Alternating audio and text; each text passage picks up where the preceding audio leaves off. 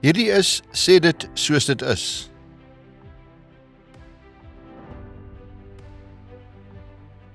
Koos, ek en jy praat nog steeds Professor Koos Malang, konstitusionele jurist. Koos, ons het eerste deel van hierdie gesprek gepraat oor die westerse samelewing.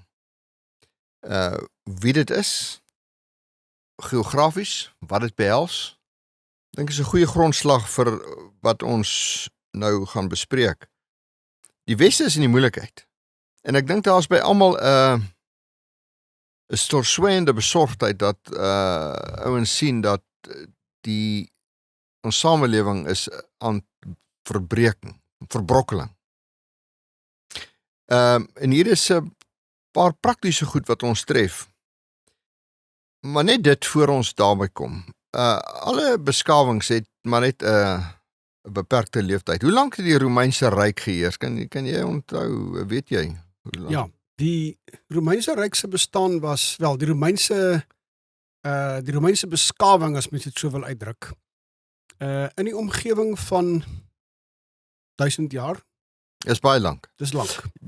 Die China was op 'n kol die wêreld se voorste beskawing. Ja. Watter jare was dit? Wel, China het al 'n klomp hoogtepunte en laagtepunte gehad. En oor die langer tydperk van die geskiedenis is China waarskynlik die beskawing met die langste geskiedenis, wat sekerlik al oor 'n tydperk van meer as 3000 jaar bestaan. Die Egiptiese beskawing waarskynlik al langer, maar volgens Arnold Toynbee is dit is die Egiptiese beskawing wat 'n vroeë redelike oploop gehad het en toe in 'n staat van blywende agteruitgang gegaan het.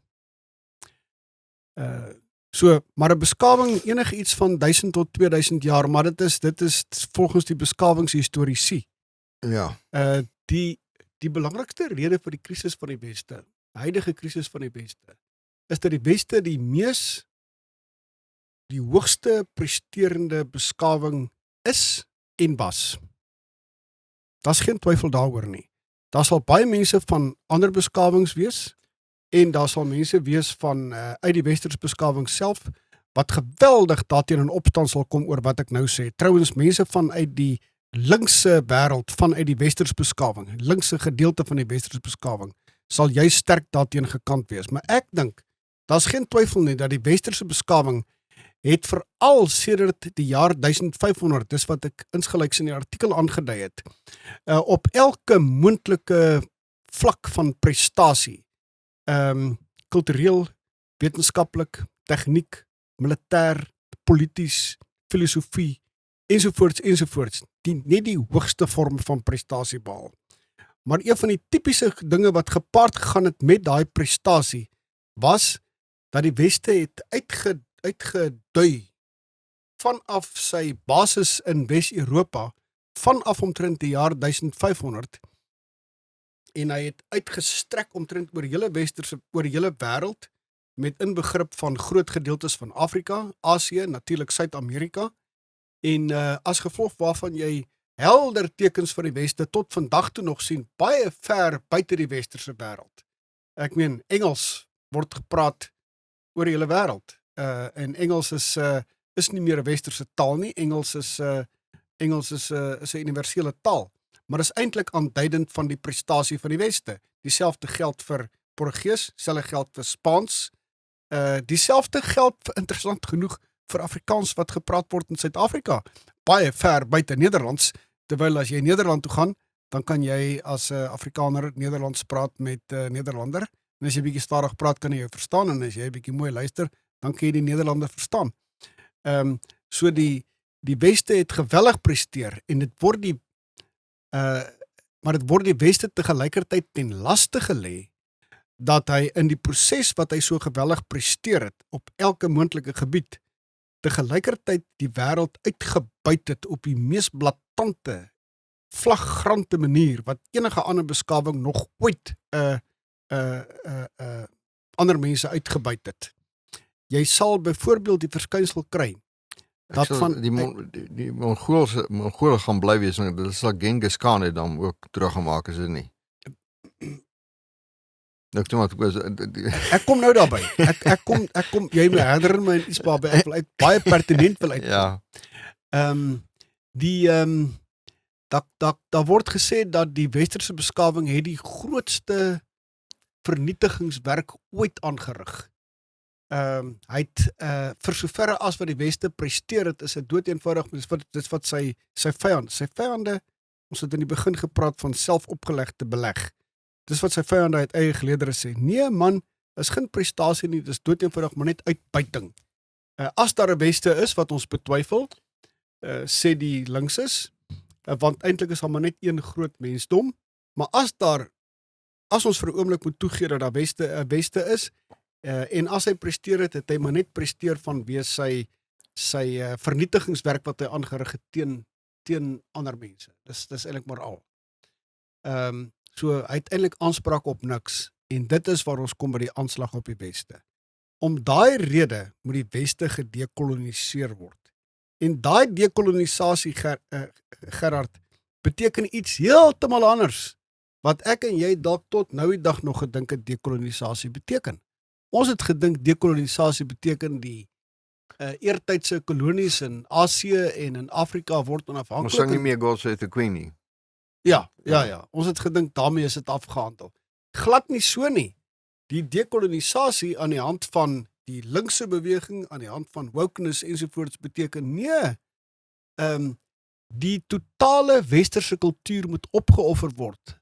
Al die westerse universiteite, die kurrikulum by die universiteite, insgelyks ook in Suid-Afrika, waar daar forme van waar wetenskap beoefen word, waar geskiedenis beoefen word, sielkunde ensovoorts, dit alles moet deur 'n heel ander bril beskou word, aan die hand waarvan daar geleer moet word, hoe dat die weste eintlik die groot skurk is.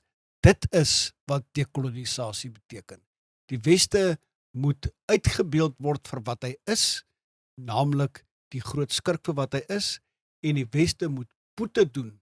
Hy moet vir ewig boete doen. Hy was die grootste sondaar ooit, die oor 'n langste tydperk ooit in die geskiedenis die grootste sondaar, en om daai rede moet hy oor die langste tydperk boete doen. Dit is in 'n netedop wat dit beteken.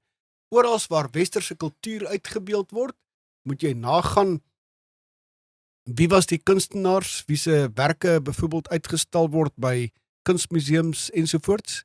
Jy moet dan vasstel, nee, maar hulle het op stadium slawe gehad, of hulle het bepaalde beskouings gehad na die konservatiewe rigting, en dan moet hulle kunswerke vernietig word, hulle boeke moet uitgegooi word. Dit is 'n vorm van boekverbranding. Dit is eintlik waarop dit neerkom. Dit is wat jy op die oomblik teen die weste het, wat jy klompie jare gelede in die VSA gehad het met die vernietiging van standbeelde, die vernietiging van 'n klomp goed in museums ensovoorts. Wat jy trouwens nog steeds het, is presies dit. Dit is wat jy teen die weste op die oomblik het. En is veral by die Amerikaanse universiteite, ook Britse en Europese universiteite, wat dit in volle swang is. So die weste, en dis die kern van die saak, die weste vanuit hierdie selfopgelegde beleg, weste moet homself opoffer. Weste moet ophou bestaan. Hy moet homself likwideer. Hy moet verdwyn. Dit is wat dekolonisasie beteken. Goed. Hoe speel die ding nou uit? Nou, ek wil net terugkom na die ding toe. Alle beskawings het bestaande tyd. Babylon bestaan op 'n stadium nie meer nie. Die Assiriërs, Perse, Mede en Perse. Rome, en dit stop nie op oornag nie, dit faseer uit, dit word iets anders, die Mongole. Jy verwys na die Franse ryk, die Nederlandse ryk. Die Oos-Indiese Kompanie was 'n magtige ding geweest. Seker die grootste maatskappy in daai tyd. Ja, inderdaad. Die Britte, die Britse ryk is verswak teen 'n pas. Brittanje is nie meer 'n heenkomer nie. Ten minste lyk dit nie meer vir my na 'n heenkomer nie. Jy praat hier van die prys gee van kulturele samehang. Waarna verwys jy? Wanneer jy jou eie kultuur het, en jy daai beskouing het waarna ons die begin van ons gesprek verwys het. Naamlik dat jy sê, maar luister, ons wortels is inderdaad in Jerusalem, Rome, Athene, soos wat dit later opgeneem is in Europa. En as dit ware sy kulturele sentra gehad het in Parys, Londen, ensovoorts. Uiteindelik ook in plekke soos Pretoria, Stellenbosch, in Suid-Afrika, in Washington, in New York, by die talle ander universiteitsstede in Europa en die Verenigde State. Die kanon van die Weste. In ander woorde, die groot boeke van die Weste, die Bybel, die Corpus Juris Civilis, wat die basiese werke is van die Romeinse reg, die groot werke van die klassieke Grieke, van Homeros deur Plato en Aristoteles, die latere letterkundige werke van in Italiaans, in Portugees, in Duits, in Frans, in Engels, ensovoorts. En natuurlik in die wetenskap, né? Dit alles saam vorm die kulturele samehang van die Weste. Die dinge wat jy, wanneer jy skool toe gaan, as 'n westerse kind, gaan leer. Dit waaraan jy blootgestel word, wat jy leer, wat jy ook leer om op trots te wees, en dit wat die standaard stel vir prestasie, dit behels die kulturele samehang. Dis die kulturele samehang. Nou, die grondslag van dit waar ons so flissies gepraat het, naamlik dekolonisasie, impliseer, smyt alles weg. Daar's niks meer om op trots te wees nie. Alles is gehul in fundamentele sonde. Gooi dit weg. Daarom praat ek in die artikel ook van 'n nihilisme, 'n niksisme. Jy moet staan vir niks. En as jy vir niks te staan het nie, gaan jy verdwyn. Want 'n mens bestaan daarin dat hy of sy staan vir iets. En die iets waarvoor die Weste kan staan is so ryk, gegeewe dat die 2000 jaar plus geskiedenis, dat ons inderdaad vir veel kan staan, en al daai veel wat die vyande buite, maar veral die linksgesinde vyande binne so verskriklik aanstoot gee, moet verwyder word. As dit verwyder is daar geen put meer waarvoor die Weste kan staan nie. Dan is daar nie meer 'n Weste nie, en dan het hy verdwyn. Nou, as jy praat van kulturele samehang, praat jy van in die geval van Europa, die immigrasie. Nou, as almal gelyk is en kultuur van 'n bepaalde groep word afgemaak as anti-woke. Ja. Ek het vroeër vir jou gesê, dit was nie in hierdie gesprek nie, dit was terwyl ons in my kantoor gesels het, dat ek dink dat binne die kabinette van westerse Europese lande kan daar nie meer openlike gesprekke gevoer word oor kritieke aangeleenthede nie, want die diversiteit van die kabinet is van so 'n aard dat jy kontensieuse sake nie meer kan aanraak nie. So, die regerings kan nie sê, ons tree nou teen hierdie ding op nie. Ja. Want jy kan dit nie bespreek nie. Dit is 'n taboe. Dis 'n taboe. Jy kan nie hieroor praat nie. Terwyl hulle Parys afbreek, kan jy daaroor praat. En terwyl dit gebeur, kan hulle nie sê nie, ons stuur die polisie en ons sort hierdie ouens uit. Gewelddadig. En daar's 'n plek daarvoor. Daar is in Parys no-go areas. Ja. Macron kan nie sê, ons gaan dit uitsort. Ons vat hulle uit. Daai besluit kan nie op kabinetsvlak geneem word nie, want waarskynlik kan die gesprek nie plaasvind. Ja. Maar nou vat jy dit nader, nou kom jy na ons toe waar daar 'n geweldige aanslag is op ons kulturele bestel, ons eie identiteit. En ek vat hierdie ding na die vlak toe van employment equity, gelyke geleenthede, waar die staat daarop gerig is om die werksplek een te maak gebaseer op syfers. Soveel van hierdie, soveel van daardie. Omdat jy nie meer binne kulturele konteks met mekaar kan praat nie, gaan word die aanspreek van die wesenlike issues ook uit die werksplek uitgaan. Boardrooms kan nie meer eerlike plekke wees nie. Is ek reg, Koos? Ja, nee, ek stem saam met jou. Boardrooms kan nie meer eerlike plekke wees nie, dat die gesprekke wat in die boardrooms sou plaasvind, gebeur nou in kroe na ure. Informeel. Want die kultuur, ons regering, wat in alle vereistes van wokeness en treurigheid voldoen, hulle het nie begrip vir die belangrikheid van die kultuur van 'n maatskappy wat wesenlik is belangrik is vir die voortbestaan van daai maatskappy. So hierdie ding wat ons sê, hierdie anti-beskawing ding, hierdie antagonisme tussen hierdie groepe. Die oomblik as hierdie ding kom op skoolvlak, op besigheidsvlak, die manier wat 'n maatskappy sy sake bedryf, word daar aangedring, jy kan dit nie so bedryf nie, jy moet aanstellings maak, nie aan die hand van die ouens wat jy daar wil hê nie, maar aan die hand van die kleur van mense en hoeveel en quotas en grafieke ensovoorts. Breek jy die samehang af en vernietig mettertyd daai organisasie. Ja, sonder enige twyfel. Jy verwoes hom, daar is geen toekoms vir daai organisasie. Ja. Ek dink dit gebeur in die sakewêreld en ek dink dit gebeur natuurlik, dit het gebeur by die universiteitswese alreeds. Dit het gebeur in beduidende mate by die Engelse universiteite en dit natuurlik op groot skaal gebeur by die eertydse Afrikaanse universiteite, as gevolg waarvan ons nie meer iets soos 'n Afrikaanse universiteit het nie. En die regering het natuurlik besluit om aan die hand van die BELA-wet, die algemene wysigingswet met betrekking tot skoolonderwys, dieselfde by skole te laat gebeur. En aan die hand van sogenaamde employment equity ensovoorts gebeur het natuurlik geruime tyd al by maatskappye wat eintlik geen raad het om daarteen op te tree nie, want hulle glo dit wat hulle sien is waar. As daar die woord staan equity en glo hulle equity is equity, terwyl equity is nie equity nie.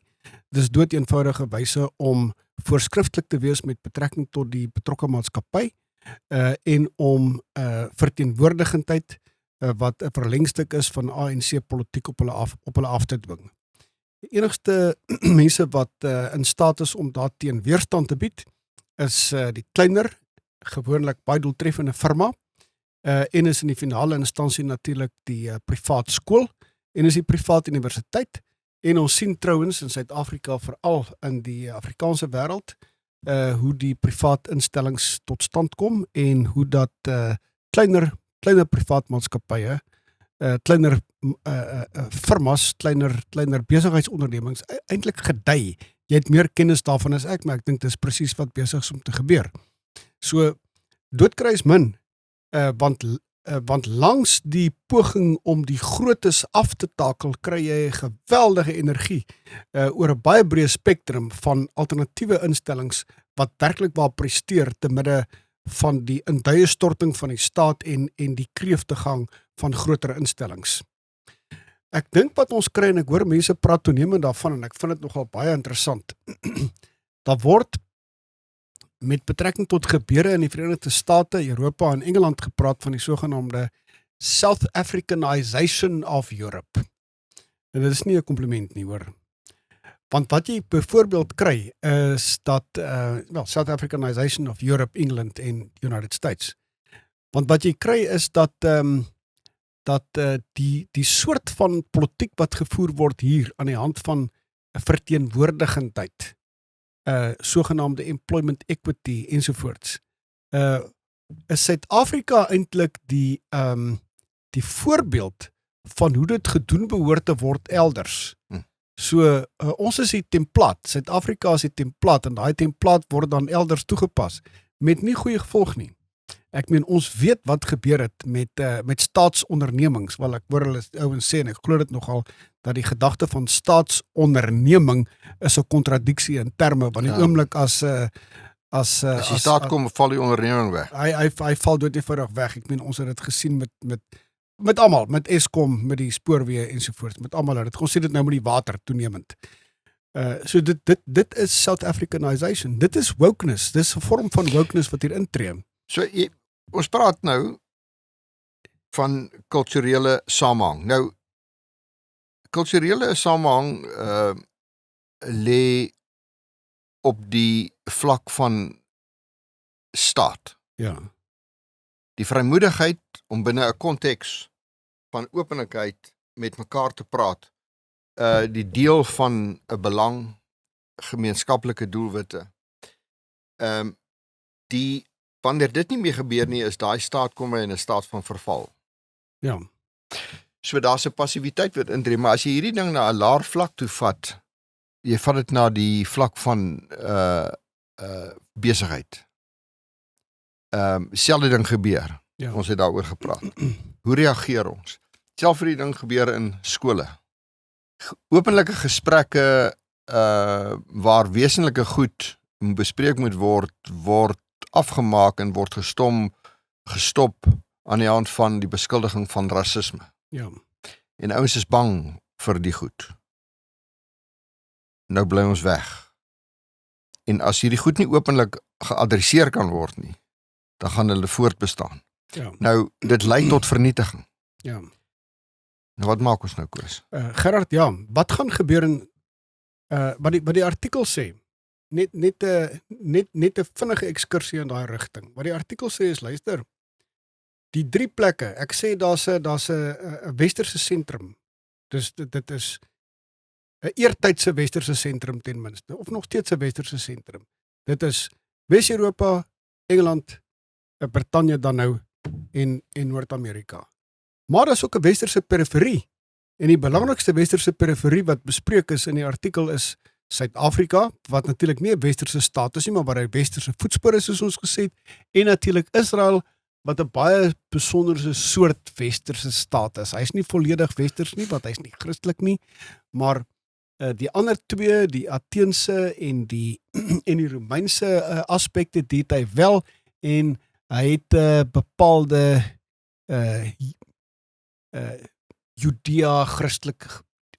Judea godsdiens wat herinner ten minste aan 'n bepaalde Christelikheid. Dit is die bakermat. Die pad na die Christendom Dis die het pad na deur die die Christendom. Judaïsme gekom. Ek het verwys daarna as die vroegste voetspore. Ja. Dis die vroegste voetspore. Ek dink is baie ter sake en ek dink ook gepas om dit so te beskryf. En die Afrikaners en dergelike westerlinge in Suid-Afrika, en ek het daarna verwys as westerlinge, wit en swart. Want ofskoon die weste in sy oorspronge wit is daar ook nie net wit westerlinge nie. Ons weet dit. Ons want dit is 'n kulturele aangeleentheid. Nou wat die interessantheid is ons het tevore 30 jaar gelede het ons gereken dat ons Afrikaners en dergelike westerlinge in Suid-Afrika het 'n baie eie soortige probleem en ons totaal in die steek gelaat deur Noord-Amerika en Wes-Europa. En dit het inderdaad so gelyk, en wel, dit was so, maar is nie meer so nie. Ons is nou in dieselfde bootjie. Inderdaad, en konservatiewe Amerikaners, Europeërs, die Jode en westerlinge in Suid-Afrika weet dit. Mens sien ook hoe dat ons toenemend in mekaar se politiek belangstel. Het ons 30 jaar gelede geweet wat in die Verenigde State aan die gang is, het hulle 'n belangstelling gehad om te weet wat hier gaan by ons aan, het ons 'n belangstelling geweet om te weet wat gaan aan in Wes-Europa, en hulle by ons baie gering. Dit is nou radikaal anders. Ons het nou werklike belang by mekaar. Hoekom? Ons is lotsgebonde. So, dit is 'n ingrypende verandering wat plaasgevind het. Mens kan sê, ons het 'n gesamentlike ontdekking gemaak, ons almal, dat ons is westerlinge en ons is in die dryfsand. Ons is in die moeilikheid. Wel, ons is in die hoek. Ek dink tot 'n mate is ons nou wêreldleiers, hierdie groepie hier in Suid-Afrika. Wel, kyk, ons het die meeste ervaring. Ons het die meeste ervaring. En ons is die beste in staat om hierdie situasie tegemoet te gaan. En kyk, tot sover, ekskuus Gerard, ek in die rede geval. En tot sover is ons gesprek eintlik 'n bietjie neerslagtig. Maar dit hoef nie te wees nie. En in die finale instansie is dit nie. Want die ervaring wat ons opgedoen het, en ek dink ons kan 'n bietjie aandag gee nou daaraan, wys dat ons het inderdaad 'n klomp kennis en ervaring opgedoen om te sê wat ons te doen staan is die volgende. Maar okay, te midde van hierdie wokeness, al hierdie goed wat die feit is, ek gee een tree terug. Ons voel nie sleg oor wie ons is nie. Inteendeel. Ja. As ek weer 'n kans kry, as ek kon voor begin het ek gesê ek is eerder in die minderheid voor ek in die meerderheid. Die meerderheid is dom. As 'n ou vir my sê jy kan nou terugkom aarde toe. As deel van die meerderheid of deel van die minderheid, dan sê ek nee, ek wil deel van die minderheid wees. Ek is in vir 'n fight vir die res van my lewe. That's what I do. Fight nie in 'n lelike sin. Om opdraande te swem is die geleentheid. Ja. En dit is 'n enorme geleentheid. Jy weet die gevaarlikste ding om met jou kom is in die stroom te wees af saam met die meerderheid. Dis 'n vreeslike ding om daar om te draai so moontlik en as die hele stroom verderf toe gaan jy maar saam. Ja. So sorg maar as jy kan kies om stroom op. As jy kan kies. Ons kan kies. Wel as jy in die stroom my pa het altyd gesê en dit seker nie eers oor dit gesê het nie, maar as almal saamstem het niemand gedink nie. My pa was 'n stroomopper. Hy was in beginsel teen die besluit gekant van nee, dit kan nie wees. Ons kan nie so slim wees hier almal dat ons almal saamstem. Ja. Ja, so. As almal saamstem, dan is 'n stroom af en dit lei na niks. So ons is geplaas in 'n situasie waar ons stroom op is. Maar tog is ons bietjie passief. En dit klink nou nie of ek hier 'n oproep maak tot weerstand nie. That's not the purpose, maar daar's ander forme van weerstand want die wokeness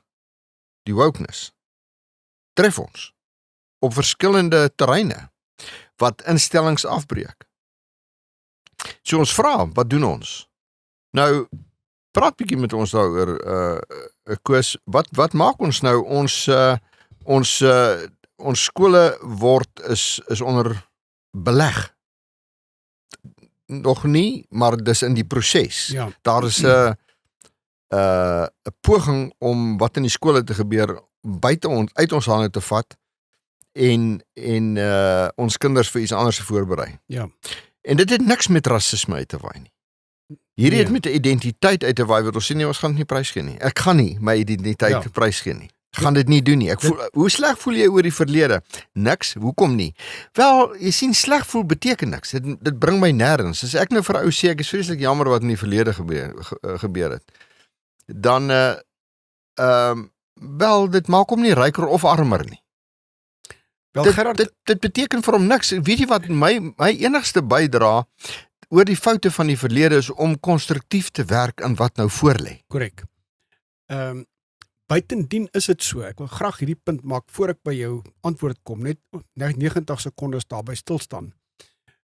Wanneer 'n beskawing of 'n individuele persoon hoogpresterend is, wanneer hy aktief is, wanneer hy elan vitaal het, wanneer hy lewensdrif het, sal hy presteer en tegelykertyd sal hy foute maak, daar sal ook vergrype wees. Hoekom? Want ons is mense, man.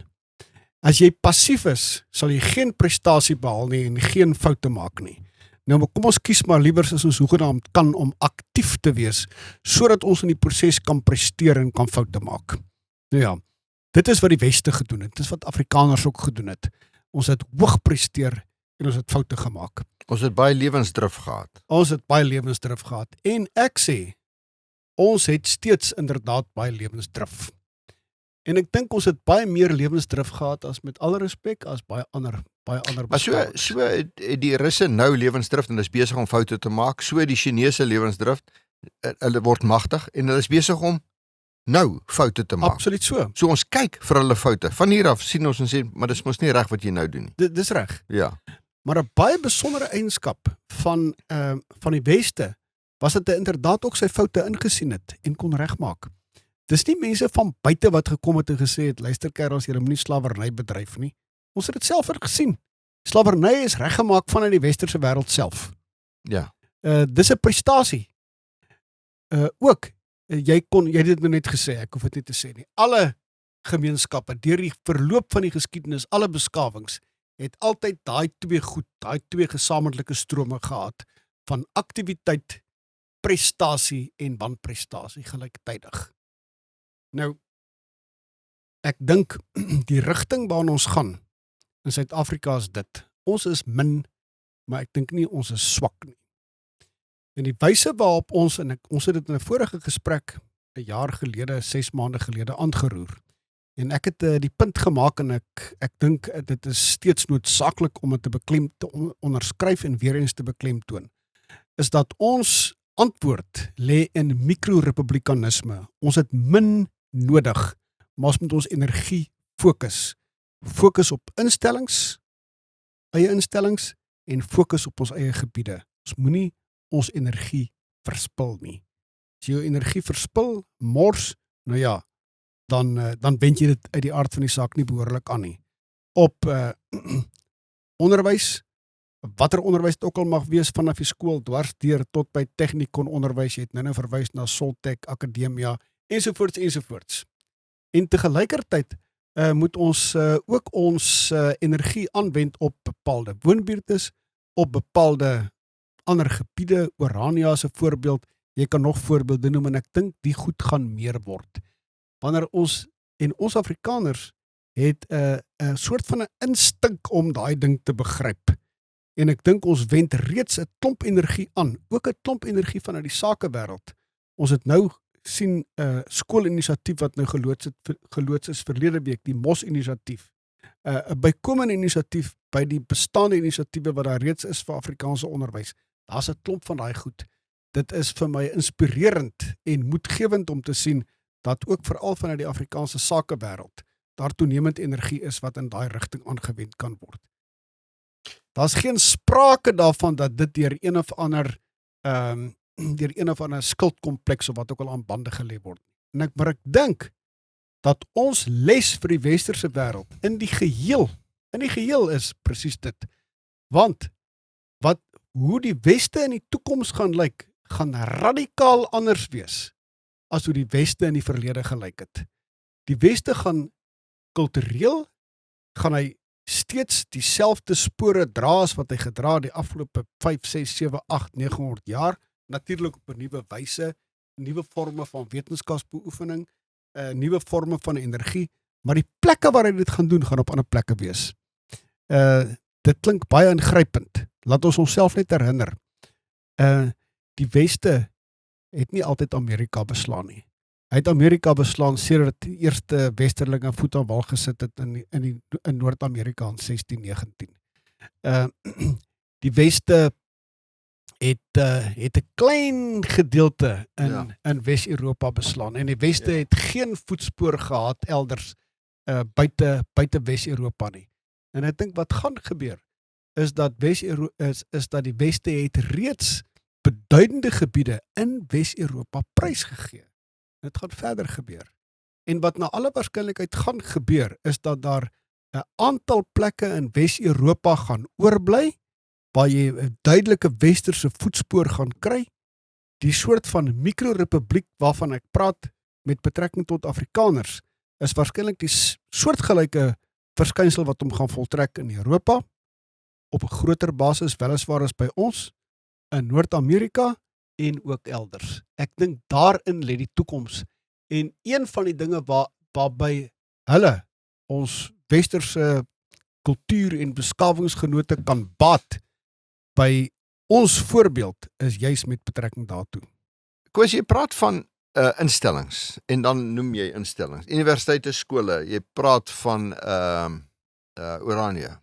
Die Kaap wil afstyg. Ek dink nie dit gaan gebeur nie, want ek dink ek weet nie wat daar gaan gebeur nie, maar afstyg. Ja. Is wat dit ook al beteken.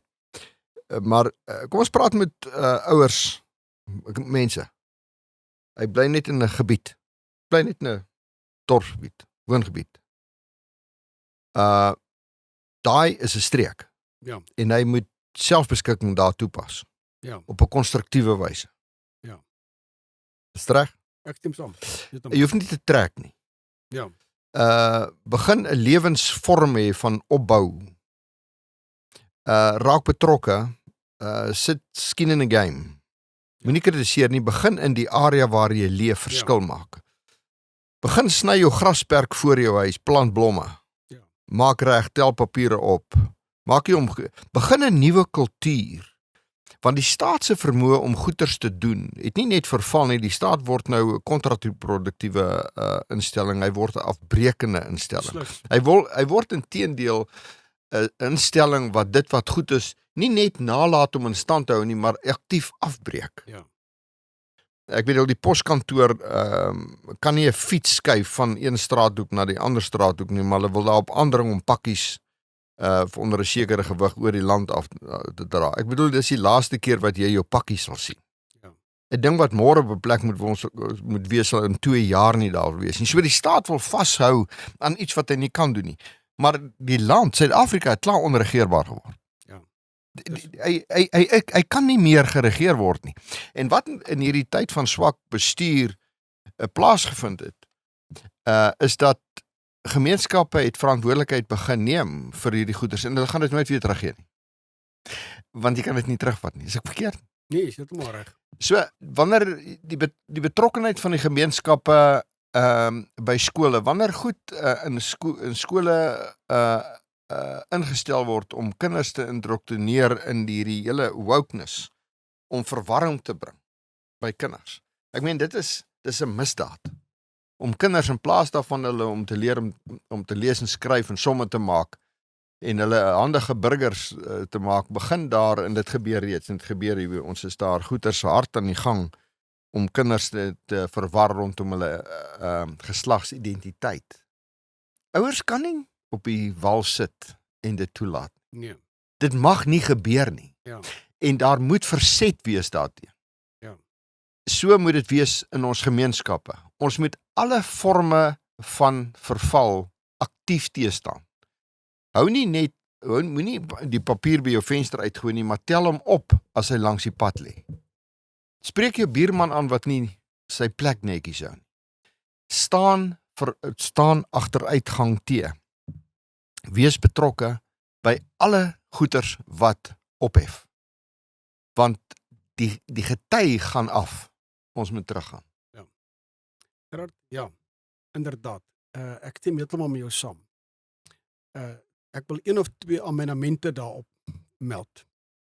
Met betrekking tot party plekke sal jy moet verhuis.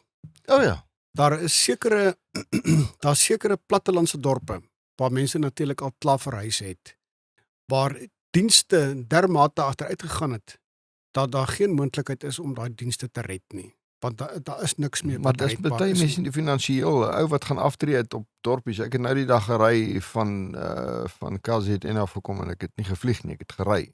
Ja. En ek het by 'n sekere dorp afgedraai. En ek het deur dit gaan ry. Want ek het as 'n seentjie in daai dorpie rugby gespeel. Ja. Dis onherkenbaar. Ja. Maar daar's huise, daar's so areekie in daai dorp en dan sien ek daai huis daar en ek besef hierdie is 'n boer wat daar afgetree het. Maar nie 'n wenige ryk boer. Hy is nou daar. En dit is hy het 'n baie groot probleem. Ja. Want daai huis het geen markwaarde nie. Hy kan nie wegkom nie. Hy kan nie wegkom. Nee. Maar as jy hoegenaamd daar kan wegkom, jy wegkom. Dit geld ook. Maar dis nou sleg vir 'n ou wat hierna luister en sê maar ek is nou daar, maar ons moet ook praat, hy moet ook Ja. Jy weet. Maar kyk, wat dit betref is daar natuurlik ook maatskaplike hulp. Ons moet ons mense help. Dit is onder andere deel van naaste liefde. Daar behoort maniere te wees om mense ook te help om te verhuis. Dit geld ook met betrekking tot stedelike gebiede, tot baie stedelike gebiede. Ten aansien daarvan geld dit ook. Maar sodra ons klarheid het van waar ons behoort te wees, blywend behoort te wees, moet ons al daai dinge wat jy eintlik breedvoerig nou uiteengesit het en ek het aandagtig na jou geluister, moet jy al daai dinge presies doen. Dan is dit nie net 'n kwessie van terugsit en woon nie. Dan is dit 'n kwessie van werklik waar jou burgerskap opneem, waar jou burgerskap nie een of ander formele status in 'n identiteitsboek beteken nie, maar wat dit beteken jy sekere aktiwiteite beoefen. En daar's baie mense wat dit reeds doen. Hier in Pretoria onder andere, ek weet van baie ander plekke, baie buurte is dit wat reeds gebeur. So ek onderskryf dit. Tegelykertyd is daar die die opwinding van nuwe instellings wat tot stand kom. En ek meen in Suid-Afrika het jy hierdie kontras dat die nuwe instellings wat tot stand kom waarby ons mense betrokke is gewoonlik besondere suksesse. Veral na mate die mense wat daarbey betrokke raak besonder kundig is, goeie ondernemers, goeie bestuurders, goeie beleggers, goeie kundiges op alle gebied as gevolg waarvan daai instellings, privaat skole ensovoorts suksesvol is. Wat gebeur op hierdie stadium is dat daar 'n toenemende kontras intree wat die staat in die algemeen in weerwil van al die vermoëns waaroor hulle beskik, dit doeteenvoudig verbeusel, dit deurtrek. In teenstelling met die dinge wat Afrikaners begin en dergelike ander westerlinge spesifiek begin, waar ons van voor af weer begin presteer. Dit waaroor ons so verkwalik word en dit waaroor die jaloesie en die afguns so hoogty vier, wel die redes daarvoor begin dood eenvoudig moet net weer bestaan, want dit is eintlik deel van ons kulturele vesel. Koos, so wanneer ons leunstoel bestaan stak en te midde van die wind wat ons van voor kry, alle gemeenskappe, en dit geld vir alle mense, opstaan en sê ek gaan iets begin doen, gaan jy 'n nuwe lewe in jou gebeente kry. Ja. Ons is baie mense is depressief as gevolg van die terugsit en wag. Dit is 'n depressiewe staat waarin jy is. Koos, ek gaan hierdie afsluit en ek gaan net die laaste deel van ons gesprek die volgende maak. Die volgende deel van hierdie gesprek is daar's 'n verkiesing oor so 48 dae as ek dit reg tel. Gisteraand nou, dis een van die goed wat ons pla. Ons weet nou nie wat gaan word hierna nie, nê. Ek bedoel as ek sê ons pla my nie baie nie, want ek sit nie baie daaraan dink nie, want ek nou dink daaraan of nou nie dink daaraan nie, dit op die 29ste gaan hy ons stem. Nou, Frans Corneer, luister ek gister daar, sy organisasie Social Research Foundation sê dat die ANC gaan nou 37% kry. En hy gee allerlei permutasies. Hy sê dat as die ANC 37 kry, kan hy 'n koalisie gaan met die EFF en met MK en Zuma. Hy sê dit gaan nie lank hou nie, want hulle gaan die land so vinnig opvoeter dat dit gaan nou mekaar uitval nie te lank nie, want kyk, die EFF en MK kan ook nie waarskynlik nie, daai persoonlikhede kan waarskynlik nie langs dieselfde vuur sit nie. So ek wil net eers met daaroor praat, oor die onsekerheid wat oor mense se koppe hang, van wat gebeur na 29 Mei. En dis lekker om nou daaroor te praat, want niks wat ons nou sê gaan so gebeur nie. Waaroor ons gaan praat hierna, is hoe ver was ons verkeerd. Ja. Praat bietjie met my oor 29 Mei. Daar's een konstante, daar's net een konstante. Dis verandering. En die een konstante is dat die agteruitgang van die staat wat ons die afgelope 15, 20, 25 jaar beleef, sal voortgaan. Jy weet, jy sê daar's een konstante, ek sê dis verandering. Jy sê daar's een konstante, dit gaan nie verander. Dit gaan nie verander nie. Daai agteruitgang sal voortduur. Ja. En maak nie saak wat gebeur. Maak nie saak wat gebeur nie. En in daai sin is die verkiesing in 'n sekere sin regtig nie verskriklik belangrik nie. En ek dink ons moet daarop bedag wees.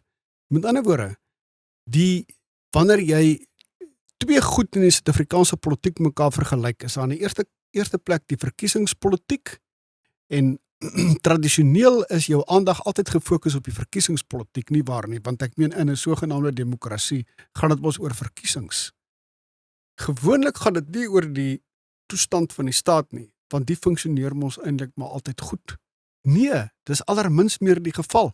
Dit het die heel belangrikste veranderlike geword in die Suid-Afrikaanse politiek, en dis nie meer 'n veranderlike nie, wat ons weet in watter rigting gaan hy.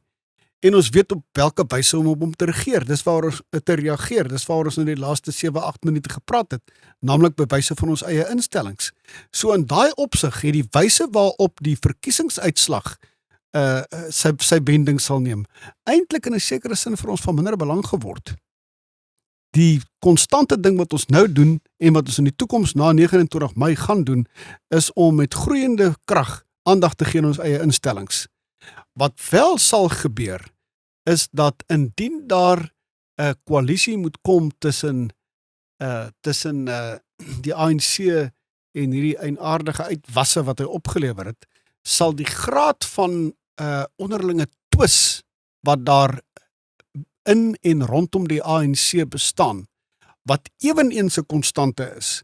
Want wat het hulle gedoen in die afgelope 20 jaar wat konstant is? Hulle het onderling beklei en nie na die staat gekyk nie, maar die sal na alle waarskynlikheid met groter intensiteit voortgaan.